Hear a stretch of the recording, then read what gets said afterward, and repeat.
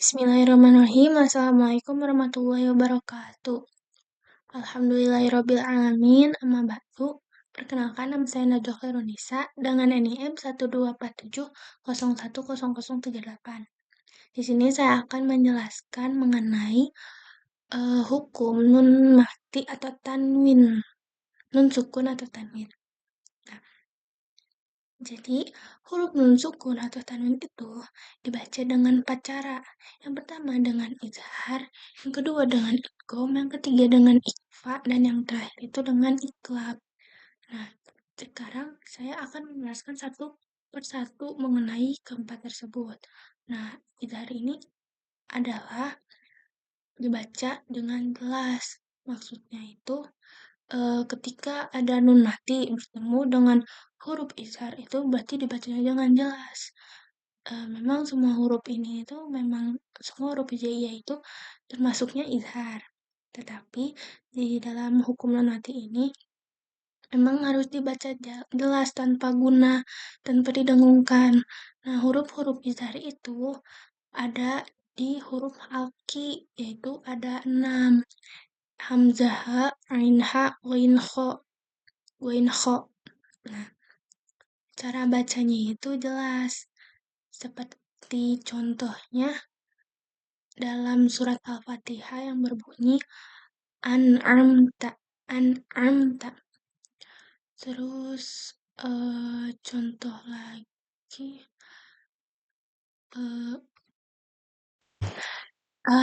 lagi itu seperti min alak, min alak, seperti itu. Lalu yang kedua ini ada idgham. Idgham ini artinya adalah memasukkan huruf nun mati ke huruf yang berikutnya, seterusnya. Nah, idgham ini tuh terbagi jadi 2. Idgham kamil, yang kedua itu idgham nakis. Idgham kamil itu apa sih? Idgham kamil itu mahrojnya itu tanpa guna. Nah, seperti yang kita tahu ada idgham bila gunah, yaitu idgham yang tanpa guna, di mana si huruf idgham bila gunah ini itu ada 2, misalnya lam dan ro. Nah, apabila nun sukun bertemu huruf lam dan ro ini, dibacanya itu dimasukkan, tetapi lafaz ro-nya tuh masih terdengar dengan jelas gitu.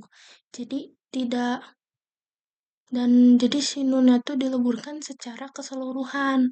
Jadi si ro-nya itu masih jelas pelafadannya. Nah, berbeda dengan huruf nakis. Idgham nakis ini itu ada dengan gunah. Sebagian dimasukkan dan sebagiannya itu gunah. Nah, idgham dengan gunah ini atau yang sering kita tahu ya, dan yang sering disebut idgham gunah, ini tuh sebenarnya ada 2 versi. Yang pertama itu idgham gunah kamil, yang ketiga ada idgham gunah nakis. Jadi kalau idgham gunah itu kamil aja, kalau idgham gunah itu ada kamil, ada nakis juga. Nah, idgham gunah dengan kamil itu berarti idghamnya sempurna. Karena nun sukun atau tanwin itu juga mempunyai sifat gunah atau enggak memang bertemu dengan huruf yang sifat gunah gitu. Seperti contoh nih ya, mim dan nun. Oh iya, huruf idgham gunah itu kan ada 4. Ada mim, ya, nun, mim, waw. Nah, huruf si mim dan huruf nun ini kan memang sudah memiliki sifat gunah. Jadi mereka ini, huruf mim dan nun ini disebut idgham gunah kamilah. Seperti contoh, salah satunya itu ada lafaz a'udzubillahi minasyaitonirrajim.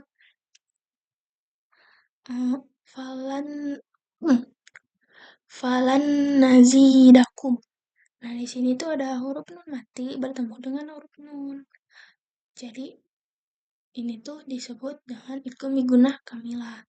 Nah, yang kedua itu adalah idgham migunah naqisoh, yaitu masukkan nun sukunnya ke dalam huruf kedua itu dengan mematikan makhraj lisan, jadi langsung ke huruf kedua gitu.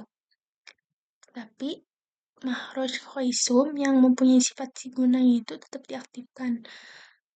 Nah, ini tuh terdapat pada huruf ya dan waw. Seperti contohnya gitu. Ada lafaz limayyahsya. Limayyahsya. Jadi tetap dipanjangkan selama 2 harokat.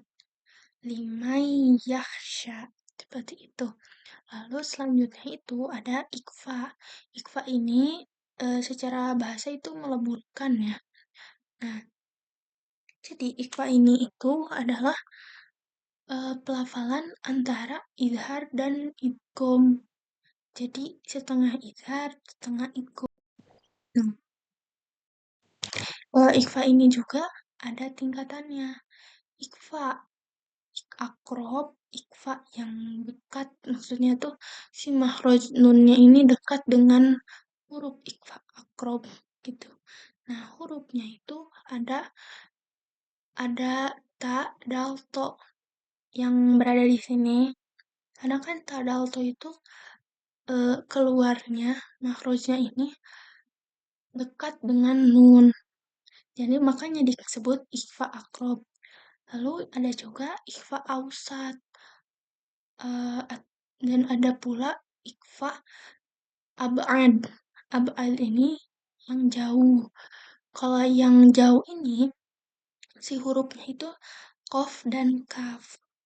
Nah, kalau ikhfa ausat itu antara keduanya gitu, di tengah-tengah gitu. Jadi selain dari huruf fa, akrob sama ak, abad seperti itu. Nah, seperti contohnya dalam ikfa akrob itu ada kuntu, kuntu seperti itu. Lalu contoh ikfa ausat itu ada angja'ahu. Angja'ahu.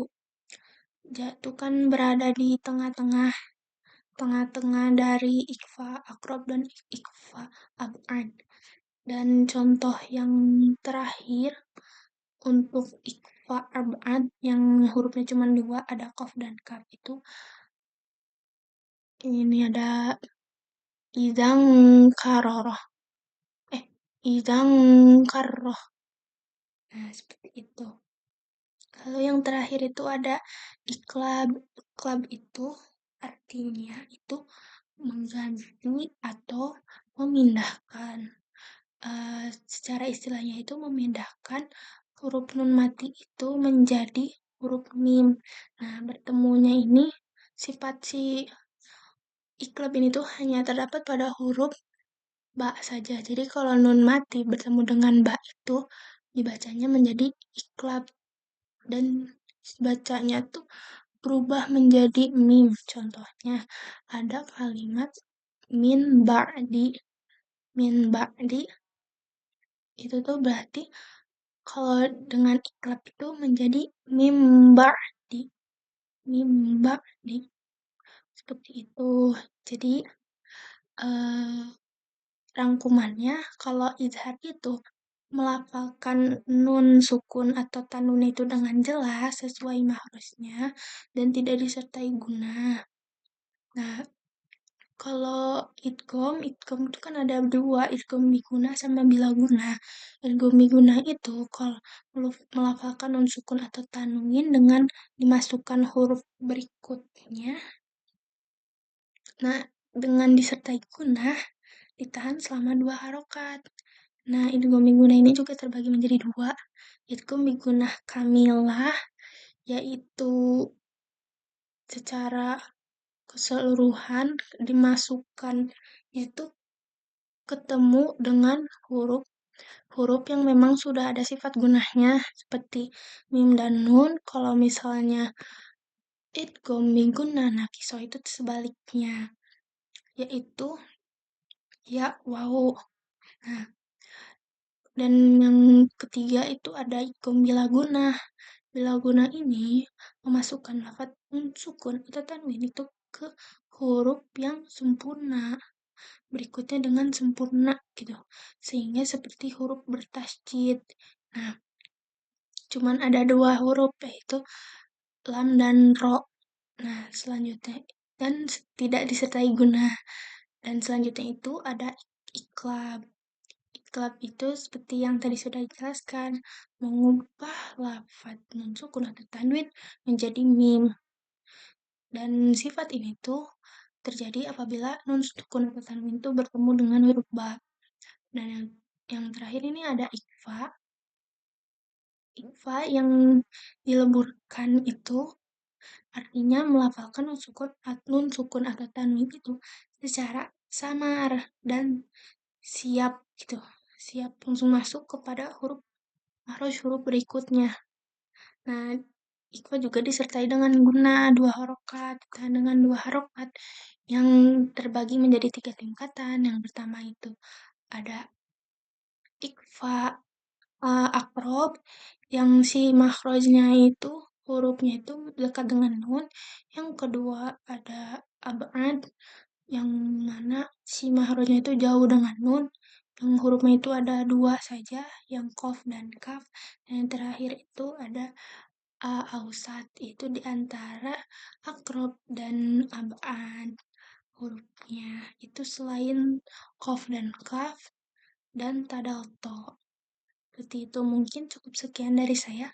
Kurang lebihnya mohon maaf. Wassalamualaikum warahmatullahi wabarakatuh.